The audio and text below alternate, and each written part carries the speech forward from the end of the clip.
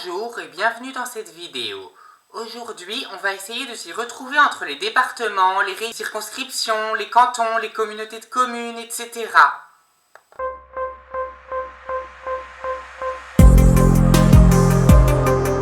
Pendant la Révolution de 1789, l'organisation administrative française a été modifiée dans le but explicite de rompre avec l'ancien régime et les provinces historiques. Ainsi, les provinces telles que l'Artois, le Dauphiné, la Gascogne, etc. n'ont plus d'existence administrative aujourd'hui. C'est ainsi que furent créés les départements dans le but de remplacer les provinces et de rompre avec le découpage territorial d'avant la Révolution. Les départements devaient tous faire à peu près la même taille et ont généralement pris le nom d'une rivière ou d'un élément naturel qui s'y trouve au lieu du nom historique associé, justement pour avoir des noms purement géographiques et pas liés aux régions historiques ou culturelles. À l'époque, le département était géré par un préfet, soit un représentant de l'État nommé par celui-ci qui détenait le pouvoir exécutif. Les départements ont, toujours pendant la Révolution, été subdivisés en arrondissements, gérés par un sous-préfet, et les arrondissements ont été eux-mêmes divisés en cantons, eux-mêmes divisés en communes, qui correspondent aux anciennes paroisses. Quand je parle d'arrondissements, il ne faut pas les confondre avec ceux de Paris, Lyon et Marseille.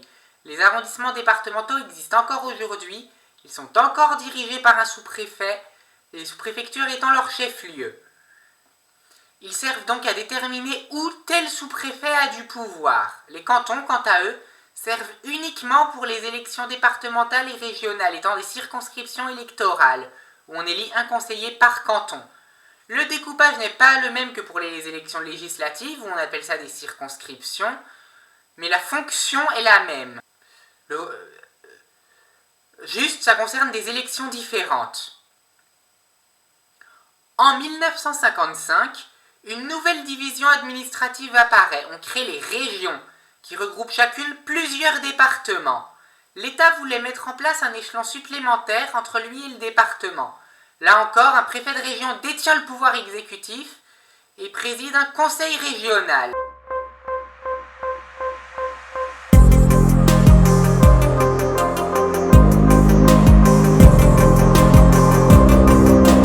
En 1982, la loi Defferre, du nom du ministre de l'Aménagement du territoire de l'époque, institue ce qu'on appelle la décentralisation.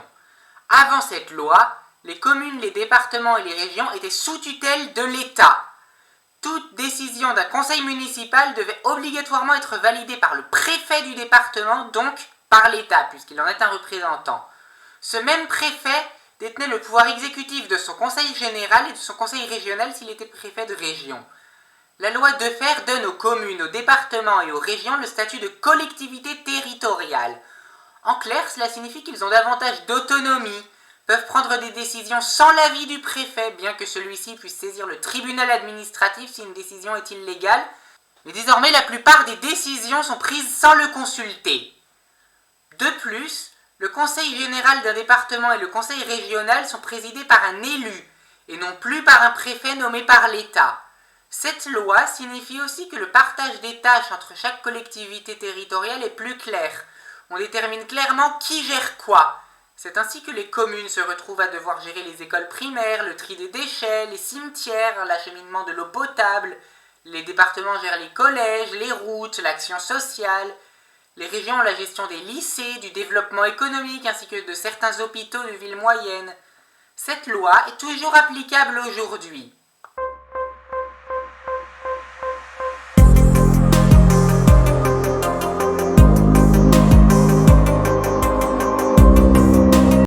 Avant de parler en détail des intercommunalités, il faut vous définir ce qu'est une intercommunalité.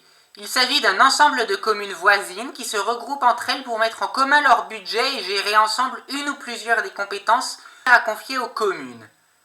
Depuis 2014, toutes les communes de France sont obligées d'adhérer à une intercommunalité. Elles regroupent plusieurs communes, doivent être d'un seul tenant et sans enclave, et pour en créer une, en fusionner deux, ou même en modifier des frontières, il faut l'accord du préfet du département. Historiquement, les intercommunalités étaient des syndicats intercommunaux, regroupant 2 ou 3 communes pour gérer une ou deux compétences. Désormais, ce modèle est ultra minoritaire et remplacé par 4 grands types d'intercommunalités en fonction de la taille des communes qui les composent. Du plus petit au plus grand, on a les communautés de communes, les communautés d'agglomération, les communautés urbaines et les métropoles. Dans les faits, il n'y a presque que le nom qui change entre ces trucs, mais la différence majeure entre ça et l'ancien modèle du syndicat intercommunal, c'est que l'intercommunalité qu'on connaît aujourd'hui a un ensemble de compétences bien définies et est donc beaucoup moins variable d'une intercommunalité à l'autre qu'autant de syndicats intercommunaux. Petit moyen mémotechnique pour se rappeler, parmi les divisions administratives, lesquelles sont comprises dans lesquelles, prenez le mot cidre, oui, comme l'alcool de pomme. Cidre en 5 lettres. C pour commune, I pour intercommunalité, D pour département, R pour région et E pour État. Ils sont ici classés du plus petit au plus grand. Et chacun fait partie du truc suivant.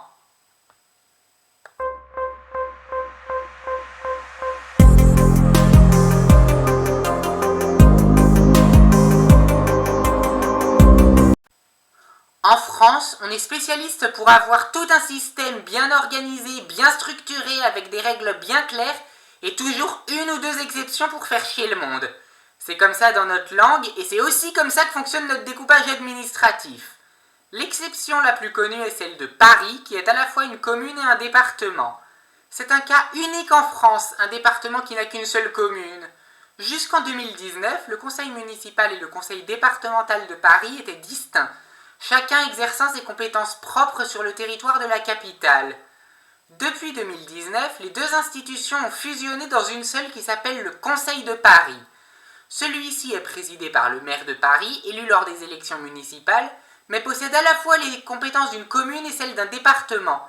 Il gère tout cela à une seule institution au lieu de deux. De plus, le fait que Paris soit le seul département composé d'une seule commune, l'intercommunalité dont fait partie la capitale, qui se nomme Métropole du Grand Paris, s'étend donc fatalement sur plusieurs départements. Elle couvre l'intégralité des 3 départements limitrophes de Paris, à savoir les Hauts-de-Seine, la Seine-Saint-Denis et le Val-de-Marne, ainsi que quelques communes dans les autres départements d'Île-de-France. Ainsi, le moyen mémotechnique cidre dont je parlais tout à l'heure ne s'applique pas pour les Parisiens et les banlieusards, pour qui il serait plus approprié d'inverser le D et le I, vu que les départements font partie d'une même intercommunalité. La deuxième exception notable est le cas de la métropole de Lyon, qui est une intercommunalité à statut particulier. Elle a ceci de particulier qu'elle possède à la fois les compétences d'une intercommunalité et celles d'un département. Dans les communes faisant partie de la métropole de Lyon, le conseil départemental du Rhône n'a donc aucun pouvoir, même s'il siège quand même à Lyon, parce que pourquoi pas. C'est l'intercommunalité qui y gère les routes, les collèges et l'action sociale, alors que le conseil départemental y gère ça dans les autres communes du département du Rhône. Ensuite, il y a le cas de la Corse et celui de l'Alsace, qui ont un statut encore différent, depuis 1991 pour la Corse et 2021 pour l'Alsace. Avant ces dates, il s'agissait de régions composées de 2 départements, la région et le département ayant leurs compétences définies par la loi de fer, exactement comme sur le reste du territoire français. Aujourd'hui, ce n'est plus le cas. Les 2 départements de la Haute-Corse et de la Corse du Sud, ainsi que les 2 départements du Bas-Rhin et du Haut-Rhin, ont fusionné leurs conseils départementaux. 2 préfets, ils en ont un chacun, mais il y a un seul conseil départemental élu pour gérer l'ensemble des routes, des collèges et de l'action sociale dans toute la Corse, et un seul pour toute l'Alsace au lieu de 2. C'est en quelque sorte un seul département divisé en 2 avec 2 préfets.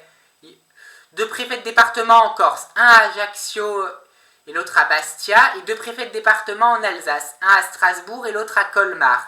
Chacun représente l'État dans sa zone, qui correspond donc à l'ancien département, et le conseil départemental, lui, a autorité sur une zone plus étendue que celle d'un préfet, correspondant aux 2 départements. Contrairement au reste de la France, où les 2 divisions, gérées par un préfet et par un conseil départemental, se confondent. Cette vidéo est à présent terminée, j'espère qu'elle vous aura plu. Si c'est le cas, n'hésitez pas à vous abonner pour ne pas rater mes prochaines vidéos, à mettre un pouce bleu et un commentaire pour améliorer mon référencement, et si vous avez carrément envie de me soutenir financièrement, il y a un lien Tipeee dans la description.